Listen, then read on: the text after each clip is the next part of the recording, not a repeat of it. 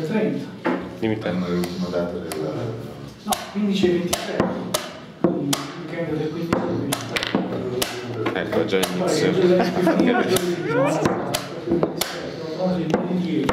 Il calendario non è... Siamo messi male. Che senso? Una volta che si viene di sera, tagliamo il calendario, non decide quello. Non so, io ultimamente sono un sacco di assemblee, quindi lo conferma. Ah, sì, ancora. No, te lo chiedo proprio perché non mi ricordo più cosa fare. No, negli anni precedenti Io faccio cadere il pezzo. noi invece di fare una così gli davamo i giorni di apertura, no? È cattiva. Che ogni sabato abbiamo un incaricato dell'apertura, tra quelli possibili.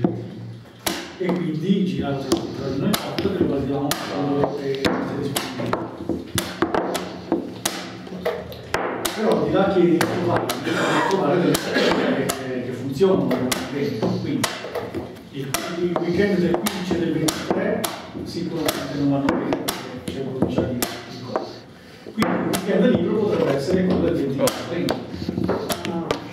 Volevo vedere 11 quindi sabato 10 che facesse venerdì 6, venerdì 7, sabato 8, sabato 15, sabato 3, sabato 30. Esatto. Sabato 30. Dopo, che è il 1 di febbraio.